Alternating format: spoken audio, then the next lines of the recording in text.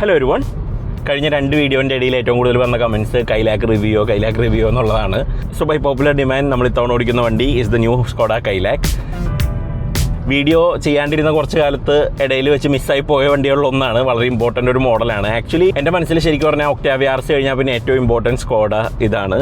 Four a different reason. കാരണം price point ആണ് 7.89 lakhs start ചെയ്യുന്നു. And that base model is fantastic value. നമുക്ക് German കാറിൻ്റെ qualities എന്ന് പറയുന്ന കുറേ കാര്യങ്ങളുണ്ടല്ലോ. നമ്മൾ ആ ഒരു സോളിഡ് ഫീല്, നല്ല എർഗണോമിക്സ്, നല്ല എൻജിൻസ്, ആ ഒരു മെച്യൂറായിട്ട് തോന്നുന്ന പോലത്തെ റൈഡ് ആൻഡ് ഹാൻഡ്ലിങ്, സേഫ്റ്റി, ഇങ്ങനത്തെ കാര്യങ്ങളെല്ലാം നമുക്ക് ഒരു വളരെ അഫോർഡബിൾ ആയിട്ടുള്ള ഒരു പ്രൈസിൽ ഈ ഒരു വണ്ടിയിൽ കിട്ടുന്നുണ്ട്. സോ ഈ ഒരു സെഗ്മെൻറ്റിൽ മുന്നൊരു വണ്ടി വാങ്ങുമ്പോൾ ഒരു sub 4 meter SUV വാങ്ങുന്നവർക്ക് previously you didn't have that choice, but now you have. Also പണ്ട് നമ്മൾ പോളോയോ അല്ലെങ്കിൽ ഫാബിയോ ഒക്കെ പോലത്തെ വണ്ടികൾ യൂസ് ചെയ്തിട്ട് ആ ഒരു ക്വാളിറ്റി ശീലിച്ച് വന്നവർക്ക് അവർ വേർഡ് ദ എൻഡ്. അപ്പോൾ അവർക്ക് ഇപ്പോഴത്തെ ഒരു കോമ്പാക്ട് SUV, ഒരു ജാപ്പനീസ് അല്ലെങ്കിൽ ഒരു കൊറിയൻ SUV മേടിച്ച് കഴിഞ്ഞാൽ they won't get the same feel. പക്ഷേ this car can give you that. ഇതിൻ്റെ base model it's absolute bang for the buck. അത് നമുക്കൊരു യാർഡിലെങ്ങാനും പോയിട്ട് നമുക്ക് കാണാം. ബട്ട് ബിഫോർ ദാറ്റ് ഈ ഒരു വണ്ടി എന്താണെന്നുള്ളത് നമുക്ക് നോക്കാം. Welcome to content with cars.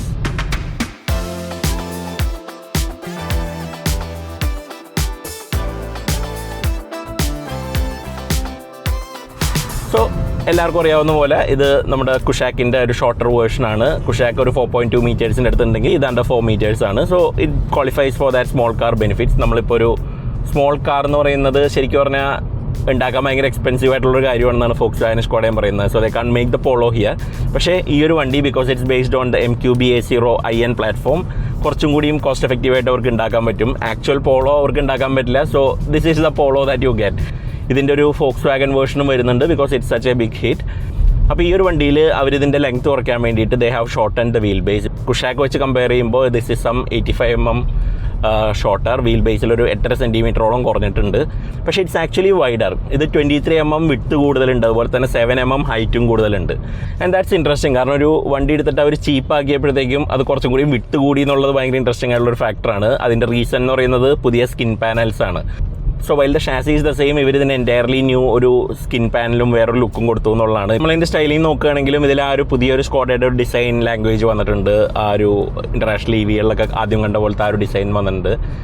ഫ്രണ്ടിൽ ഹെഡ്ലൈറ്റ്സ് താഴെയായിട്ടാണ് പ്ലേസ് ചെയ്തേക്കുന്നത്. മുകളിൽ DRLs ആണ് ഗ്രില്ലിൻ്റെ കൂടെ ഉള്ളത്. അതുപോലെ ബമ്പറിൻ്റെയും ഡീറ്റെയിൽസൊക്കെ കുറച്ചും കൂടിയും ലെസ് ഫസിയാണ്. ഇപ്പോൾ നമ്മളൊരു കുഷാക്കിൽ നോക്കുകയാണെങ്കിൽ അവിടെ എക്സ്ട്രാ കുറേ ഗ്രിൽസും സാധനങ്ങളൊക്കെ സൈഡിലുണ്ട്. This is bit more plain. ഇപ്പോൾ നമുക്ക് കുഷാക്ക് കാണുമ്പോൾ സത്യം പറഞ്ഞാൽ ഇതിനേലും കുറച്ചും കൂടി ഡേറ്റഡ് ഡിസൈൻ പോലെ തോന്നുന്ന ആ ഗ്രില്ലിൻ്റെ പ്ലേസ്മെൻറ്റ്, അതുപോലെ തന്നെ ഗ്രില്ലിൻ്റെ ചുറ്റുള്ള ക്രോമൊക്കെ പണ്ടത്തെ വണ്ടികളിലുള്ള പോലത്തെ ഒരു ഡീറ്റെയിലിംഗ് ആണ്. This is much cleaner. സൈഡിലേക്ക് വരികയാണെങ്കിലും ഇത് ചുമ്മാ ഒരു റീഡിസൈൻ അല്ല, വണ്ടി വെറുതെ കട്ട് ചെയ്ത് കളഞ്ഞ് ചെയ്തേക്കണമല്ല എന്നുള്ളത് നമുക്ക് മനസ്സിലാവും. The skin panels are all different. കുഷാക്കിൻ്റെ സൈഡിൽ ആ ഒരു ഡബിൾ ലൈൻ നമ്മളെപ്പോഴും പറയുന്ന ആ ലൈൻ 2.0 പ്രോഡക്ട്സിലൊക്കെ ഉള്ളത്. This is missing that. ഇതിൽ കുറച്ചും കൂടിയും കർവിയ ഡീറ്റെയിൽസ് ആണ് ഈ ഒരു സൈഡ് കൊടുത്തേക്കുന്നത്. ഡോർ പാനൽസൊക്കെ കുറച്ചും കൂടി ക്ലീനറാണ്. ബാക്കിലേക്ക് വരികയാണെങ്കിൽ നമുക്ക് ടെയിൽ ലൈറ്റ്സിൽ ഔട്ടർ പാർട്ട് ഓൾമോസ്റ്റ് പ്രീവിയസ് വേർഷൻ്റെ ഒക്കെ ആയിട്ട് കുറേ സെയിം ആണ്. പക്ഷേ ഉള്ളിലേക്ക് ആ ഡിക്കിയുടെ അവിടേക്ക് എക്സ്റ്റെൻഡ് ചെയ്യുന്ന ആ ഒരു കുഷാക്കിന് ഉണ്ടായിരുന്ന ആ 2 എക്സ്ട്രാ ബിറ്റ്സ് ഒഴിവായിട്ടുണ്ട്. പകരം അവിടെ ഒരു ബ്ലാക്ക് അപ്ലീക്കാണ് കൊടുത്തേക്കുന്നത്, which looks a little tacky. Also tail ലൈറ്റ്സും കുറച്ച് ചെറുതായിട്ട് നമുക്ക് തോന്നും. റിയർ ഡിസൈൻ കുറച്ചൊന്നും കൂടിയും ബെറ്റർ ആക്കാമായിരുന്നു. It doesn't feel like a Skoda. നമ്മൾ സ്കോഡയിൽ നിന്ന് എക്സ്പെക്ട് ചെയ്യുന്ന പോലത്തെ ഒരു ഡിസൈൻ ഫ്ലെയർ റിയർ എൻഡിൽ നിന്ന് നോക്കിയാലില്ല. എനിക്ക് ആ ഒരു സി പില്ലറും വലിയ ഇഷ്ടമായില്ല. കാരണം അതിനൊരു XUV 300 കണ്ട പോലത്തെ ആ ഒരു ബ്ലാങ്ക്നെസ് ഉണ്ട്. കുഷാക്കിൽ നോക്കുകയാണെങ്കിൽ അവിടെ ഒരു പ്ലാസ്റ്റിക്, ഒരു ക്വാർട്ടർ ഗ്ലാസിനെ പോലെ തോന്നുന്ന ഒരു ചെറിയൊരു ട്രിം ഉണ്ടായിരുന്നു. Something like that would have made a difference. ഇതിപ്പോൾ കാണുമ്പോൾ വളരെ പ്ലെയിൻ ആയിട്ടാണ് അവിടെ ഇങ്ങോട്ട് തോന്നുന്നത്. പിന്നെ ഒന്നാലോചിച്ച് കഴിഞ്ഞിട്ടുണ്ടെങ്കിൽ ഇപ്പോഴത്തെ ഫാബിയിലുള്ള ആ ഒരു സി പില്ലർ ട്രീറ്റ്മെൻറ്റ് തന്നെയാണ് ഈ ഒരു വണ്ടിയിലും എന്ന് വേണമെങ്കിൽ നമുക്ക് പറയാം. But otherwise it's A very balanced design. Rear over hang ഒന്നുമില്ല. പക്ഷേ എന്നാലും ദ വേ ഇറ്റ് ലുക്സ് ആ ഒരു പ്രൊപ്പോർഷനേറ്റ് ആയിട്ടൊക്കെ നമുക്ക് ഒരു നല്ലൊരു SUV ക്യാരക്ടറൊക്കെ അവിടെ ഇവിടെയൊക്കെ തോന്നുന്ന ഒരു രീതിയിലൊക്കെ തന്നെയാണ് ഈ ഒരു വണ്ടി ഉണ്ടാക്കിയത്. So exterior it's A win.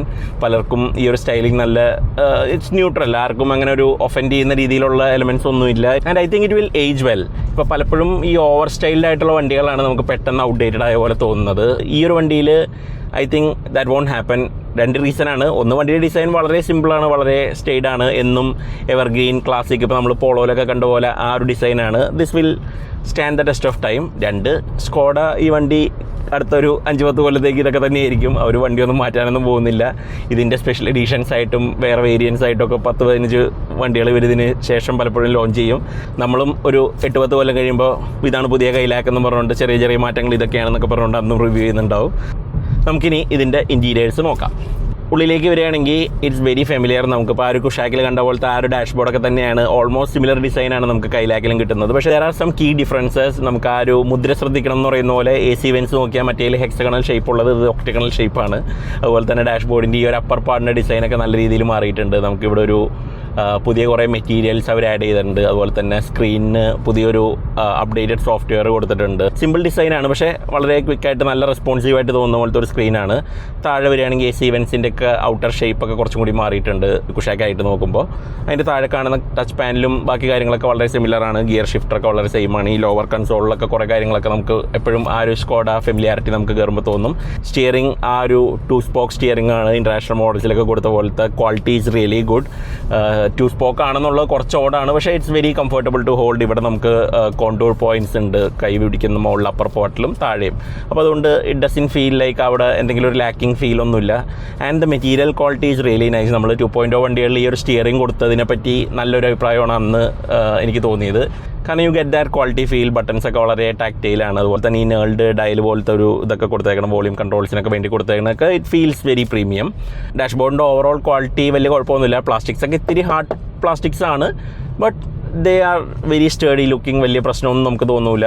ടെക്സ്ചേഴ്സൊക്കെ ഒരുവിധം നല്ലതാണ്. അപ്പോൾ നമുക്ക് ബേസ് മോഡൽ എങ്ങനെയാണെന്നുള്ളത് നോക്കാം. നമുക്കിവിടെ സ്കോഡയുടെ ഒരു സ്റ്റോക്ക് യാർഡ് ഉണ്ട്, സർവീസ് സെൻറ്ററും കൂടിയാണ്. അവിടെ പോയി will find out what a base model is like. ഇതിൻ്റെ ബേസ് മോഡൽ എന്ന് പറയുന്നത് ക്ലാസിക് എന്ന് പറയുന്ന ഒരു ട്രിമ്മാണ്. Starting variant B7.89 lakhs introductory pricing ഉണ്ടായിരുന്ന ആ ഒരു വേരിയൻറ്റ് ശരിക്കും ഇതാണ്. ഇൻറ്റീരിയർ കാണാൻ കുറച്ച് ബേസിക്കാണ്, ഓൾ ബ്ലാക്ക് ആണ്. ഈ ക്യാബിൻ്റെ പോലത്തെ ഒരു മൾട്ടി കളറിൻ്റെ ഒരു ഭംഗിയും ഇതൊന്നുമില്ല. സ്റ്റിയറിംഗ് ഒക്കെ വളരെ ബേസിക്കാണ്, ലെതർ റാപ്പൊന്നും ഇല്ലാത്തതുകൊണ്ട്. പക്ഷേ ഫോർ വാട്ട് യു പേ അതൊരു നല്ലൊരു ഡീലാണ്. ഇപ്പോൾ നമ്മളൊരു മാഗ്നൈറ്റ് അല്ലെങ്കിൽ ഒരു പഞ്ചോ അല്ലെങ്കിൽ അങ്ങനെ എന്തെങ്കിലും ഒരു എൻട്രി ലെവൽ ക്രോസ് ഓവർ മേടിക്കാൻ പോകുന്ന ഒരാളാണെന്നുണ്ടെങ്കിൽ I think this a better car in every way. Material ക്വാളിറ്റിയൊക്കെ ഓൾമോസ്റ്റ് ഇത്രയും തന്നെ ഉണ്ട്. സീറ്റ്സ് ഒക്കെ വളരെ ബേസിക്കാണ്. ഫ്രണ്ടിൽ നിന്ന് നോക്കിയാലും നമുക്ക് ആ LED DRL സാധനങ്ങളൊന്നും ഇല്ല. അതുപോലെ തന്നെ ഓഡിയോ സിസ്റ്റം ഒന്നും കിട്ടുന്നില്ല. You get a hole there. Climate control വരുന്ന സ്ഥാനത്ത് നമുക്ക് 3 നോബ്സ് ആണ്, പക്ഷേ they feel like good quality. അതുപോലെ എൻ്റയർ ക്യാബിൻ്റെ ബാക്കിയുള്ള മെറ്റീരിയൽസ് ഒക്കെ ഓൾമോസ്റ്റ് സെയിം ആണ്. നമ്മൾ പ്ലാസ്റ്റിക്സ് ഒക്കെ നോക്കുകയാണെങ്കിൽ സിമിലർ ക്വാളിറ്റിയാണ്. So you don't feel short change. ഇതിൻ്റെ ഒരു ഹൈലൈറ്റ് എന്ന് പറയുന്നത് you get the same sense of safety. ആ ഒരു ജർമാനിക് ബിൽഡൊക്കെ നമുക്ക് ഇതിലും കിട്ടുന്നുണ്ട്. And it drives almost exactly the same. So for the price I think വലിയ കുഴപ്പമില്ലാത്തൊരു ഓപ്ഷനാണ്. If you have the money go for the higher variant. Signature പ്ലസിലൊക്കെ you get most of the features you need. ഈ വണ്ടിയുടെ ഡാഷ്ബോർഡിൽ അതുപോലെ തന്നെ ഈ ഡോറിൻ്റെ ആംറസ്റ്റിലൊക്കെ ഒരു ഒലിവ് ഗ്രീൻ കളറിലുള്ള ഒരു പ്ലാസ്റ്റിക് കൊടുത്തിട്ടുണ്ട്. സ്കോഡ പറയുന്നത് അത് റീസൈക്കിൾഡ് പ്ലാസ്റ്റിക് ആണെന്നാണ്. അത് നമുക്ക് പലയിടത്തും കാണാൻ പറ്റും. അതിൻ്റെ കളറും അതിൻ്റെ ഒരു ടെക്സ്ചറൊക്കെ തന്നെ കുറച്ചും കൂടി ഡിഫറൻ്റ് ആണ് സാധാരണ ബാക്കിയുള്ള ക്യാബിനിലെ പ്ലാസ്റ്റിക്സ് ഒക്കെ ആയിട്ട്.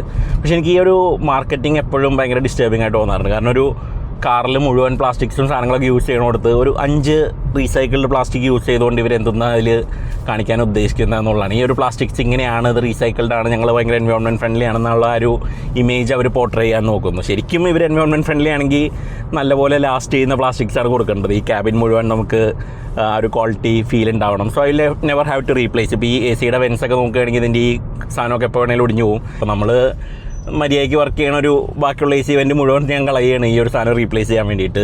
And that is not environment conscious in my book. അപ്പോൾ അതുകൊണ്ട് let's leave it at that. ബാക്കി entire cabin it's a really nice place. നമ്മൾ ഇരുന്ന് കഴിയുമ്പോഴത്തേക്കും സീറ്റ്സൊക്കെ വളരെ കംഫർട്ടബിളാണ്. നമ്മൾ കയറി ഇരുന്ന് കഴിയുമ്പോഴത്തേക്കും ഈ ഒരു ഇൻസ്റ്റൻ്റ്ലി കംഫർട്ടബിൾ ആവുന്ന ആ ഒരു feeling, that is what makes German cars so appealing. ഇവിടെ ഇരുന്ന് കഴിഞ്ഞാൽ യു ഗെറ്റ് ഗുഡ് വിസിബിലിറ്റി. നമുക്ക് ബോണറ്റിൻ്റെ എഡ്ജസ് ഒക്കെ ശരിക്കും കാണാം. നല്ല പ്രോപ്പറായിട്ടുള്ള വിസിബിലിറ്റി ഉണ്ട്. എല്ലാ കോർണേഴ്സും കാണാൻ പറ്റും. എനിക്ക് ബാക്കിൽ എഡ്ജസ് മുഴുവൻ പ്രോപ്പറായിട്ട് കാണാം. ബാക്കിലത്തെ റിയവേർഡ് വിസിബിലിറ്റിയും വലിയ കുഴപ്പമില്ല. ഓൾദോ സെൻറ്റർ ഹെഡ് റെസ്റ്റ് ഉണ്ടെങ്കിലും നമുക്ക് ഇവിടെ നിന്ന് ഉള്ള വ്യൂ വലിയ പ്രശ്നമില്ല. എർഗണോമിക്സ് ഒക്കെ വളരെ പെർഫെക്റ്റ് ആണ്. നമ്മൾ ഇരിക്കുമ്പോൾ എവറിത്തിങ് ഫോൾസ് ടു ഹാൻഡ്. നമുക്ക് വളരെ ഈസി ആയിട്ട് ഓപ്പറേറ്റ് ചെയ്യാവുന്ന രീതിയിലാണ്. സ്റ്റിയറിങ്ങിന് റീച്ചും റേക്കും നമുക്ക് അഡ്ജസ്റ്റ് ചെയ്യാം. So that is A really good thing. നമ്മൾ പലപ്പോഴും ഈ സെഗ്മെൻറ്റിലെ വണ്ടികളിലൊന്നും കാണാത്ത കുറേ ഫീച്ചേഴ്സ് അങ്ങനെ ആഡ് ചെയ്തിട്ടുണ്ട്. വേറെ സ്റ്റോറേജ് സ്പേസ് ഒന്നും വലിയ കുഴപ്പമൊന്നുമില്ല. Door pockets are really huge. അതുപോലെ തന്നെ ഇതിൻ്റെ ഇടയിലും ചെറിയ സ്റ്റോറേജ് സ്പേസ് ഉണ്ട്.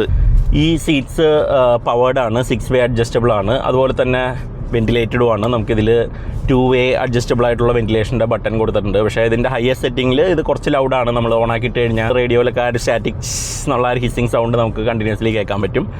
ബാക്കിലേക്ക് വരികയാണെങ്കിൽ നമ്മളിപ്പോൾ കുഷാക്കിൽ പറഞ്ഞു ആ ഒരു സീറ്റിന് വേണ്ടത്ര വിട്ടില്ല, ഒരു 3 പേർക്ക് എബ്രസ്റ്റ് ആയിട്ട് ഇരിക്കാനുള്ള വീതി ഇല്ല എന്ന് പറഞ്ഞു. ഇതിൽ വീതി ഓൾമോസ്റ്റ് സെയിം തന്നെയാണ്. അപ്പോൾ അതുകൊണ്ട് ബേസിക്കലി ഇറ്റ്സ് ഫോർ 2 people. നമുക്ക് ആ ഒരു സീറ്റിൻ്റെ കോണ്ടൂഴ്സൊക്കെ കാരണം third person won't be very comfortable. വിഡ്ത്തും ഒരു റീസണാണ്.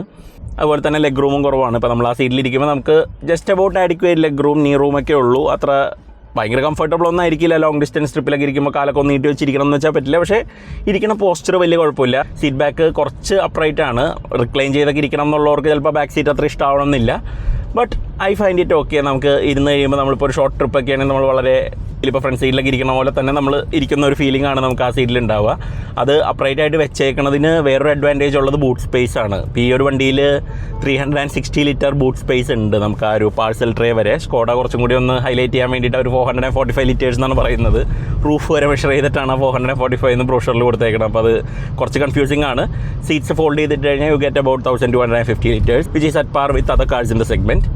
ഈ വണ്ടിയിൽ ഫീച്ചേഴ്സ് പറയാനാണെങ്കിൽ നമുക്ക് you get wireless Apple CarPlay, Android Auto, അതുപോലെ തന്നെ ഈ ഒരു പ്രസ്റ്റീജ് എന്ന് പറയുന്ന വേരിയൻറ്റിന് സൺറൂഫ് വരുന്നുണ്ട്, ക്ലൈമറ്റ് കൺട്രോൾ വരുന്നുണ്ട്, അതുപോലെ LED ഹെഡ് ലാമ്പ്സ് ഇതൊക്കെ വരുന്നുണ്ട്. പക്ഷേ സെഗ്മെൻറ്റിലുള്ള മറ്റു വണ്ടികൾ പോലെ നമുക്ക് 360 ഡിഗ്രി ക്യാമറ കിട്ടുന്നില്ല, ഡാഷ് ഫീച്ചേഴ്സ് കിട്ടുന്നില്ല, പാനോറാമിക് സൺറൂഫ് കിട്ടുന്നില്ല, അല്ലെങ്കിൽ ബാക്കിൽ ഡിസ്ക് ബ്രേക്സ്, അങ്ങനെ കുറേ ഫീച്ചേഴ്സൊക്കെ കുറവാണ്. But what ever you need adequate ആയിട്ടുള്ള ഫീച്ചേഴ്സൊക്കെ അവിടെ കൊടുത്തിട്ടുണ്ട്. റിയർ ക്യാമറയൊന്നും വലിയ ക്വാളിറ്റി ഒന്നുമില്ല, ഒരു VGA ക്യാമറ പോലെയാണ്. But just about does the job. നമുക്ക് ബാക്കിലേക്ക് റിവേഴ്സ് എടുക്കുമ്പോൾ അവിടെ ഒന്നും ഇല്ല എന്നുള്ളത് കാണാൻ വേണ്ടിയിട്ട് പറ്റുന്നുണ്ട് എന്ന് മാത്രം. അതുപോലെ തന്നെ ഹോണൊക്കെ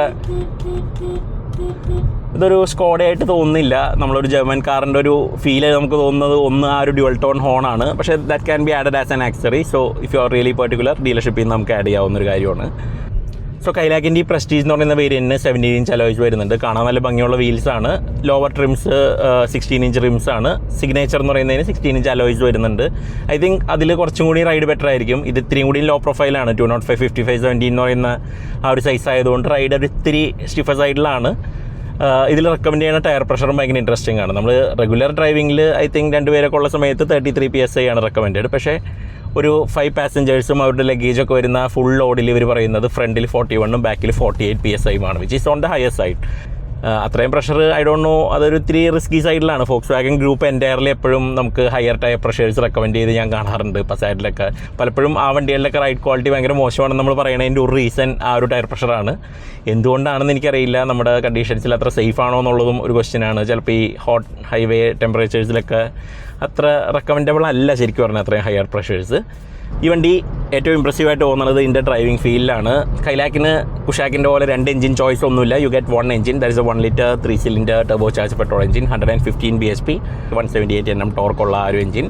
അതിന് 2 ഗിയർ ബോക്സ് ചോയ്സ് ഉണ്ട്. You can have the 6 speed manual or the 6 speed automatic. നമ്മളിപ്പോൾ ഓടിക്കുന്ന വേരിയൻറ്റ് 6 സ്പീഡ് ഓട്ടോമാറ്റിക് ആണ്. AQ256F എന്നാണ് ഗിയർ ബോക്സിൻ്റെ ഇൻറ്റേർണൽ കോഡ് നെയിം. എയ്സിൻ്റെ അടുത്തുനിന്ന് മേടിക്കുന്നതാണ്. പക്ഷേ Volkswagen has its own name. നമ്മൾ DQ ആണെങ്കിൽ അത് ഡ്യുവൽ ക്ലച്ച് ആണ്. AQ എന്ന് പറയുന്നത് സാധാ ഓട്ടോമാറ്റിക് ആണ്. അപ്പോൾ ഈ ഒരു gear box it's very well mated to the engine. നമുക്ക് നല്ല ഡ്രൈവബിലിറ്റി ഉണ്ട്. ഈ ഒരു എൻജിൻ കുറച്ചൊന്ന് ട്യൂണിങ്ങും കുഷാക്കിൽ നിന്ന് വ്യത്യാസമുണ്ട്. കാരണം നമ്മൾ കുഷാക്കിൽ എപ്പോഴും കണ്ടു വണ്ടി കുറച്ചൊരു ഫാസ്റ്റായിട്ട് നമുക്ക് തോന്നുന്നു. അത് ഫസ്റ്റ് ആ ഒരു 1 ലിറ്റർ പോളോ വന്ന സമയത്ത് എല്ലാവരുടെ ഒരു കംപ്ലയിൻ്റ് ആയിരുന്നു, നമുക്ക് ക്രീപ്പ് സ്പീഡ് ഭയങ്കര കൂടുതലാണെന്നുള്ളത്. അവർ ആ ക്രീപ്പ് സ്പീഡ് കൂടാനുള്ള റീസൺ എന്ന് പറയുന്നത് എഞ്ചിൻ്റെ ഐഡിയൽ RPM തന്നെ കൂട്ടി വെച്ചേക്കായിരുന്നു സ്റ്റോൾ ആവാതിരിക്കാൻ വേണ്ടിയിട്ട്. So it will lunch forward. നമ്മൾ ട്രാഫിക്കിലൊക്കെ നിൽക്കുന്ന സമയത്തൊക്കെ നമ്മൾ ബ്രേക്ക് ചെയ്ത് വണ്ടീനെ ഇങ്ങനെ നിർത്തണം. ചെറിയ രീതിയിലുള്ള ക്രീപ്പല്ല. നമ്മൾ വീട്ടിൽ നിന്ന് ഗേറ്റിൽ നിന്നൊക്കെ ഇറങ്ങുന്ന സമയത്തൊക്കെ കാരണം നമ്മൾ ബ്രേക്കിൽ കൺട്രോൾ ചെയ്തില്ലെങ്കിൽ it will just go forward. അപ്പോൾ അതൊരു കുറച്ച് അനോയിങ് ആയിരുന്നു ആ ഒരു സംഭവം. അത് ഇപ്പോൾ ഈ ഒരു വണ്ടിയിൽ നല്ലോണം ക്യൂർ ചെയ്തിട്ടുണ്ട്. It doesn't do that. നമുക്ക് ട്രാഫിക്കിലൊക്കെ ഇരിക്കുമ്പോഴും it's very comfortable. In fact they have done the opposite. കുറച്ച് ലെതാർജിക്കാണ്. നമ്മൾ എടുത്ത് പോകുന്ന സമയത്തൊക്കെ നമുക്ക് എഞ്ചിനൊരു ഇത്തിരി വീക്കാണോ എന്ന് പോലും സംശയം തോന്നും. പക്ഷേ once you get it up to speed ഒരു 2000 RPM ടർബോ ഫുള്ളായിട്ട് സ്പൂളാവും. And then you have plenty of power. നമുക്ക് ആക്ച്വലി ഇത് കുഷാക്കിനേലും ഫാസ്റ്റായിട്ട് തോന്നും. Because it's lighter, because it's smaller. നമുക്ക് ഓടിക്കുന്ന സമയത്ത് performance is much stronger. 0 to 100 is around 11 seconds. മാനുവലിനാണ്. ഓട്ടോമാറ്റിക് ടേക്സ് അബൌട്ട് 11.8 11.9 സെക്കൻഡ്സ് എടുക്കുന്നുണ്ട്. സിറ്റിയിൽ ഓടിച്ചടക്കാൻ നല്ലൊരു എഞ്ചിനാണ്. കുഴപ്പമില്ലാത്ത ട്രാക്റ്റബിലിറ്റി ഒക്കെ ഉണ്ട്. It's also reasonably efficient. ഇപ്പോൾ കഴിഞ്ഞ ഒരു 36-37 കിലോമീറ്റർ ആയിട്ട് it's been doing something like 16 km/L. So fuel efficiency is not bad. 1 മണിക്കൂറായിട്ട് നമ്മൾ ഡ്രൈവ് ചെയ്യുന്നുണ്ട്. Average speeds around 35-40. MID പറയുന്ന പ്രകാരം ദാറ്റ് ഈസ് ഡീസൻറ്റ് എഫിഷ്യൻസി. നമ്മൾ സിറ്റിയിലൊക്കെ ഓടിക്കുന്ന സമയത്ത് ഒരു 10-12 റേഞ്ചിലേക്കൊക്കെ എത്തുന്നുണ്ടായിരുന്നു ട്രാഫിക്കിൻ്റെ ഒക്കെ ഇടയിൽ. But it's okay. ആ ഒരു എഞ്ചിൻ്റെ പെർഫോമൻസ് ഒക്കെ വെച്ച് നോക്കുമ്പോൾ കുഴപ്പമില്ല. എഞ്ചിൻ നമ്മൾ കുറച്ച് ഗ്രഫാണ്. ആക്സിലേറ്റർ കൊടുത്തു കഴിഞ്ഞാൽ നമുക്ക് ആ സൗണ്ട് നമുക്ക് കേൾക്കാൻ പറ്റും. It's A little ഗ്രഫ്, but it's plenty fast. നമുക്ക് ആ ഒരു സ്പീഡൊക്കെ നല്ല രീതിയിൽ പിക്കപ്പ് ചെയ്യുന്നുണ്ട്. എഞ്ചിൻ്റെ നോട്ടും റെവ് ചെയ്ത് കഴിഞ്ഞാൽ കുഴപ്പമില്ല. ഒരു ഫാൻസി 3 സിലിണ്ടർ പോലെ തന്നെയാണ് സൗണ്ട് ചെയ്യണം. ആ ഒരു ട്രിപ്പിളിൻ്റെ ആ ഒരു ക്യാരക്ടർ ഇഷ്ടമാണെന്നുണ്ടെങ്കിൽ you will like this engine. സ്റ്റിയറിംഗിൻ്റെ ബാക്കിൽ പാഡൽസ് പ്രൊവൈഡ് ചെയ്തിട്ടുണ്ട്.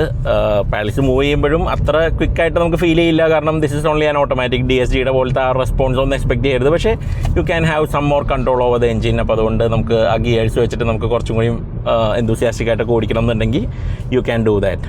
ഹാൻഡ് ബ്രേക്ക് മാനുവലാണ്. അപ്പോൾ അതുകൊണ്ട് നമ്മൾ സിറ്റിയിലൊക്കെ ഓടിക്കുന്ന സമയത്ത് ഓട്ടോ ഹോൾഡ് പോലത്തെ ഫംഗ്ഷൻസ് ഒന്നും നമുക്ക് എക്സ്പെക്ട് ചെയ്യാൻ പറ്റില്ല. സാധാരണ ഇലക്ട്രിക് പാർക്കിംഗ് ബ്രേക്കിൻ്റെ കൂടെയാണ് നമുക്കത് ഒരു ഫീച്ചറും കൂടിയും എംബഡഡ് ആയിട്ട് വരുന്നത്. This car doesn't get that. Cruising സ്പീഡ്സും വലിയ കുഴപ്പമില്ല. നമ്മളൊരു 100 km/h സ്പീഡിലൊക്കെ പോകുന്ന സമയത്ത് it will be around 1900 RPM. അതുപോലെ ഒരു 120 ക്രൂസ് ചെയ്യുന്ന സമയത്ത് സംതിങ് ലൈക്ക് 2300 RPM ഒക്കെ ഉള്ളൂ. So that gives you good fuel efficiency when you R driving it normally. പിന്നെ മാനുവൽ വേരിയൻറ്റും ഡീസൻ്റ് ആണ്. ഇപ്പോൾ ഞാൻ ആ ഒരു ബേസ് മോഡലാണ് വാങ്ങുക, ആ ഒരു പ്രൈസ് റേഞ്ചിലാണെന്നുണ്ടെങ്കിൽ I would definitely go for the manual. Clutch ഇത്തിരി ഹെവിയാണ്, ഹെവി അല്ല, ക്ലച്ചിൻ്റെ ട്രാവൽ കുറച്ച് കൂടുതലാണ്, കുറച്ച് സ്പ്രിങ്ങിയാണ്, ആൻഡ് ഗിയർ ഷിഫ്റ്റും അത്ര അടിപൊളിയൊന്നുമല്ല. പക്ഷേ if I am only spending 8-9 lakhs ഒക്കെ കൊടുക്കുന്നുള്ളൂ എന്നുണ്ടെങ്കിൽ I would in mind that ആ ഒരു ബേസ് മോഡലിന്. വൺസ് അഗെയിൻ ആ ഒരു ക്ലാസിക് എന്ന് പറയുന്ന ഒരു വേരിയൻറ്റിന് ഒരു ഓട്ടോമാറ്റിക്കും കൊടുത്ത് 1,00,000 രൂപയും കൂടി കൂടുതൽ മേടിച്ചിരുന്നെങ്കിൽ it would have been something else. ഇനി നമുക്ക് ഈ വണ്ടിയുടെ ഏറ്റവും ഇമ്പോർട്ടൻ്റ് ആയിട്ടുള്ള ഏറ്റവും ഇംപ്രസീവ് ആയിട്ടുള്ള ബിറ്റിലേക്ക് വരാം, ദ റൈഡ് ആൻഡ് ഹാൻഡ്ലിംഗ്. ഈ ഒരു പ്രൈസ് റേഞ്ചിൽ ഇത്രയും നല്ലൊരു ഡ്രൈവിംഗ് എക്സ്പീരിയൻസ് വേറൊരു വണ്ടി ഓഫർ ചെയ്യുന്നില്ല. ചെറിയ നെഗറ്റീവ്സ് ഉണ്ട്. സ്റ്റിയറിംഗ് കുറച്ച് ലൈറ്റാണ്. I would have like a little more weight. അതുപോലെ തന്നെ വൈൽ ഇറ്റ്സ് വെരി ഡയറക്റ്റ്, നമുക്ക് ഇത്രയും കൂടിയും ഫീഡ്ബാക്ക് ഉണ്ടായിരുന്നെങ്കിൽ നമുക്ക് തോന്നും.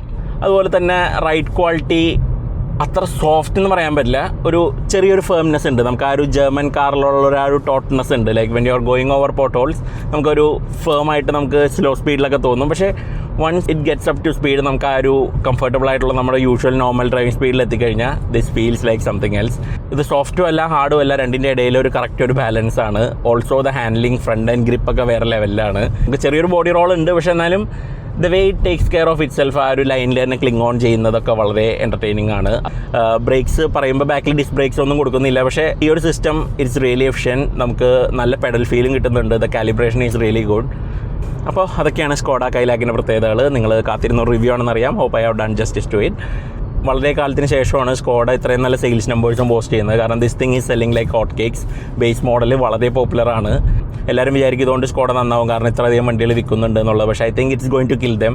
പണ്ടൊക്കെ സ്കോഡയ്ക്ക് പ്രോഫിറ്റ് മാർജിൻസ് കൂടുതലായിരുന്നു. ഇത് കൂടുതൽ വണ്ടി വിൽക്കാം എന്നല്ലാണ്ട് ഇതിൽ ലാഭം ഉണ്ടോ എന്നുള്ളത് എനിക്ക് ഇപ്പോഴും സംശയമാണ്. ഇപ്പോൾ ഒരു കുഷാക്ക് വിൽക്കുമ്പോൾ അവർക്ക് എസെൻഷ്യലി ഇത്രയും തന്നെ കോസ്റ്റൊക്കെ ഉണ്ടാവും, but they are getting something like 3-4 lakhs additional margin ഉണ്ടാവും ആ ഒരു വണ്ടിയിൽ. പക്ഷേ ഈ ഒരു വണ്ടിയിൽ the profit margins are really thin. അപ്പോൾ അത് ശരിക്കൊരു കമ്പനിയുടെ പ്രോഫിറ്റബിലിറ്റി പോയിന്റിൽ നിന്ന് നല്ലതാണോ എന്ന് എനിക്കറിയില്ല. പക്ഷേ it's good news for you and me. നമുക്ക് ഈ ഒരു വണ്ടി വലിയ ലാഭമൊന്നും സ്കോഡ എടുക്കുന്നില്ല എന്ന് അറിഞ്ഞുകൊണ്ട് നമുക്ക് വാങ്ങാം. ബേസ് മോഡലും അതിൻ്റെ തൊട്ട് മുകളിലുള്ള സിഗ്നേച്ചറും ഒക്കെ നല്ല വാല്യൂ ആണ്. ടോപ്പ് എൻഡ് മോഡൽസ് കുഷാക്കിൻ്റെ അടുത്തേക്ക് എത്തുന്നുണ്ട്. So I don't recommend that so much. Base മോഡലിൻ്റെ വില അടിപൊളിയായിരുന്നു. 7.89 ആയിരുന്നു ഇറങ്ങിയ സമയത്ത്. ഇൻട്രൊഡക്ടറി പ്രൈസ് ആയിരുന്നു. ഇപ്പോൾ കൂടിയിട്ടുണ്ട്, 8.3 അടുത്തേക്കൊക്കെ എത്തിയിട്ടുണ്ട്. അപ്പോൾ ഇനിയൊരു പ്രൈസ് ഇൻക്രീസ് ഉണ്ടാവുന്നതിന് മുമ്പ് ഇത് കയ്യിലാക്കുന്നേ ഞാൻ പറയുന്നുള്ളൂ. നമുക്ക് മറ്റൊരു വീഡിയോ ആയിട്ട് വേറൊരു ദിവസം കാണാം. Thanks for watching.